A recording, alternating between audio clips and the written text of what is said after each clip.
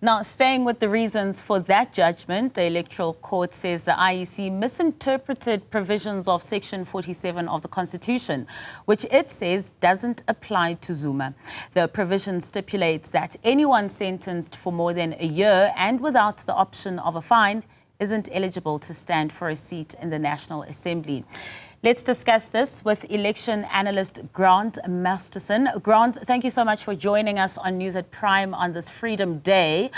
Lots of confusion here. The Electoral Court says the IEC misinterpreted the provisions of Section 47 of the Constitution. You also just heard our legal analyst in that bite earlier. What are your thoughts of this? Yeah, this is quite a confusing judgment to try and make sense of.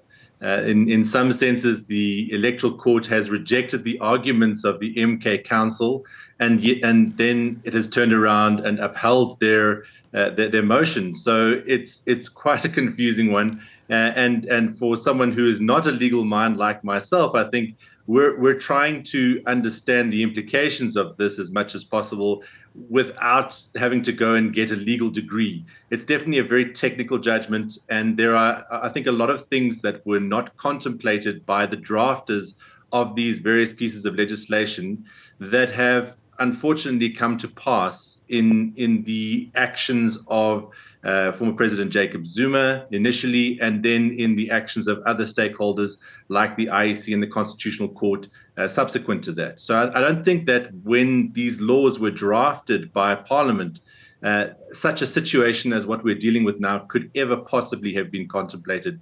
So I think that there will remain some confusion for some time about this judgment.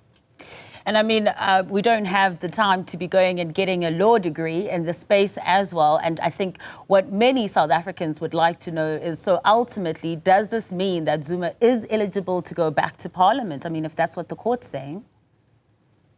That's certainly the status quo as right now. And the interesting thing is that the IEC has indicated they will appeal to the Constitutional Court.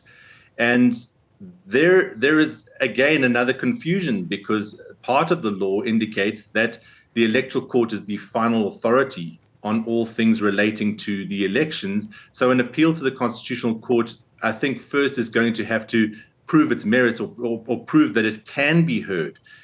So even simply the act of appealing this, which it's my understanding the IEC has done, or maybe not appealing it, the legal language here again is very important, and so I don't want to misspeak, but as I understand it, they are asking for clarity from the Constitutional Court now.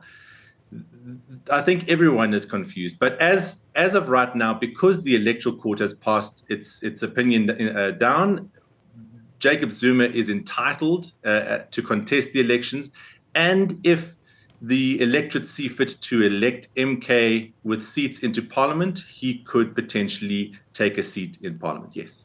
And potentially become the president of the country once again?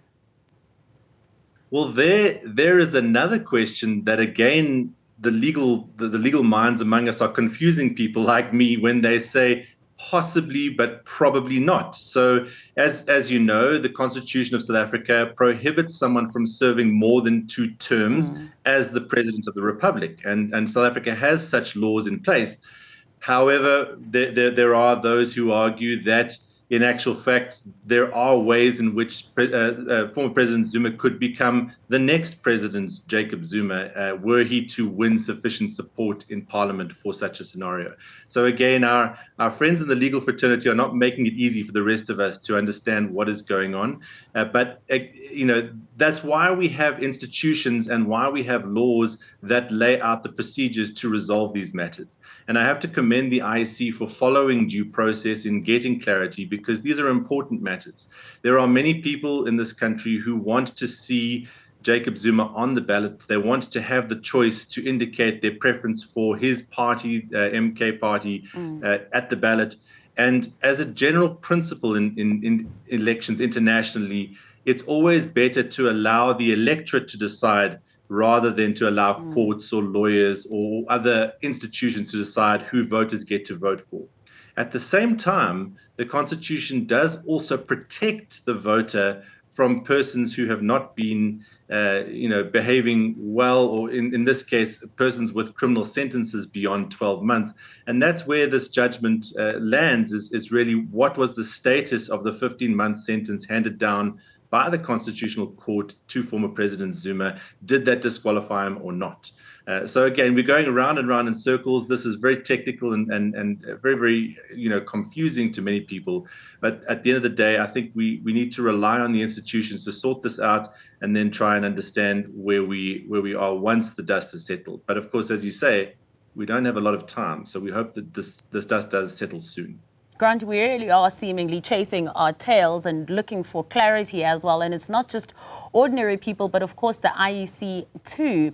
Hence, they went and sought this clarity in the courts. But the MK party has accused the IEC of taking this into a political route, that it wasn't their fight to fight in the first place to take this matter to the courts, that South Africans should be the ones to decide when they see that ballot paper and if they should see the face of the former president, Jacob Zuma, and make that decision to say whether they want to vote for the MK party or not. But the MK party's argument is by the IEC taking the matter to court, they're playing politics. Of course, the IEC's response is we need clarity, also just moving forward. It's not a personal attack on the former president per se. Yeah, that's right. In this instance, I think the IEC has behaved within its mandate. It's done exactly what it should do and what would be expected of the IEC. It has applied its mind to the laws as it understands it. It took a decision. And of course, that decision was challenged in court by the MK party. Now, thus far, everything has been procedurally correct because the IEC is mandated to administer the elections and to make decisions about eligibility of candidates. That is what the Constitution it gives that power to the IEC. So the IEC took the decision that was within its powers. That decision was taken to court, and now that decision has been overturned by the court. But that does have implications for the IEC in the way it makes these decisions in the future. So it's again, the IEC has every right. And in fact, as voters, as citizens of South Africa, we should cheer the IEC on as they get clarity so that they can understand this judgment.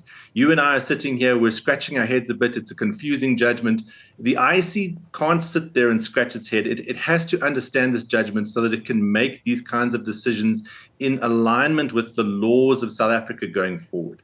So for them, they absolutely have to gain clarity. And so, whether it is the MK party or any other party, the IEC often has to ask the courts, please give us clarity on these matters.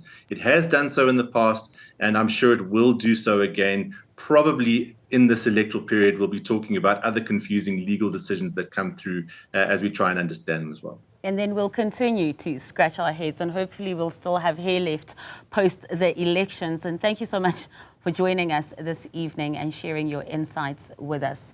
That was Grant Masterson, who is an election analyst.